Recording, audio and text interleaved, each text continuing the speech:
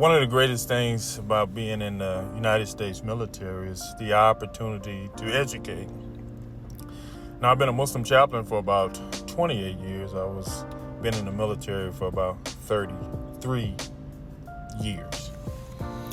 I was the advisor to the commanding general, being the highest ranking Muslim chaplain down at Guantanamo Bay, Cuba, and I also continue to educate and advise people down at Guantanamo Bay, Cuba. But when I was a young captain, I was there, and the first sergeant came in and he challenged me religiously with a question like you did.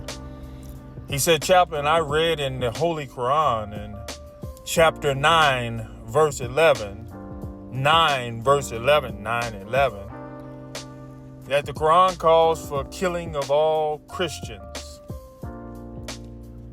and Jews.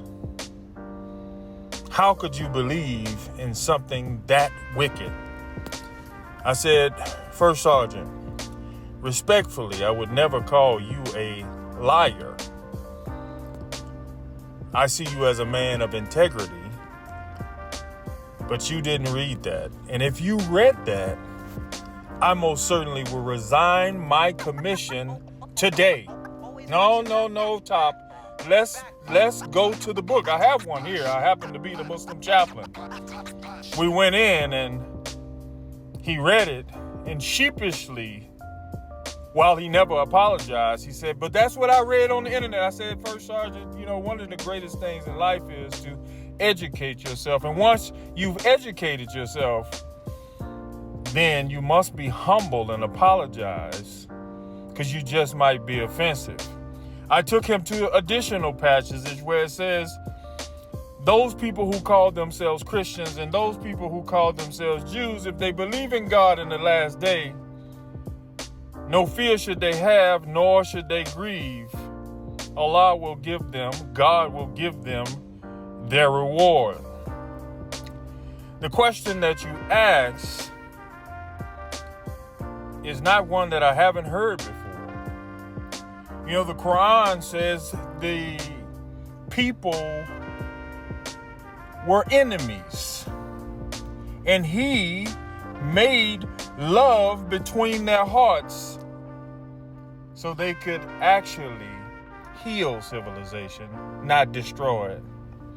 There's nothing in the Holy Quran that says that it should destroy Western civilization. There's nothing in the Quran that says that the Quran calls for the annihilation of anything. It calls for values, it calls for integrity, it calls for healing of society. The Quran says, don't let the hatred of a people move you to deal unjustly. Why? Because it is unjust to tear down civilizations, destroy civilizations, because they don't believe like you.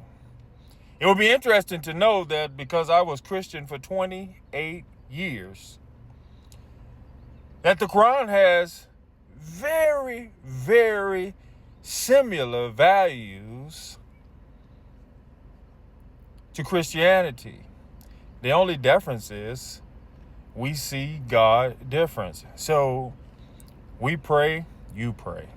We give charity, you give charity. The Quran says be good to your neighbor, you say be good to your neighbor.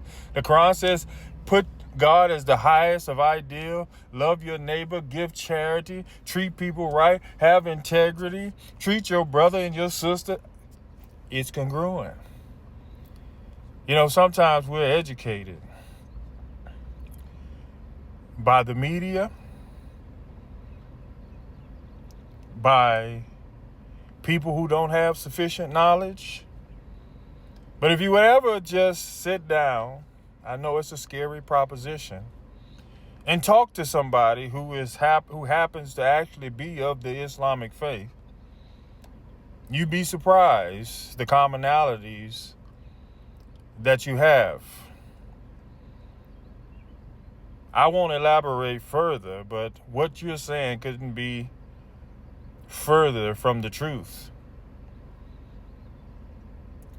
Have a great day. Thanks for the question.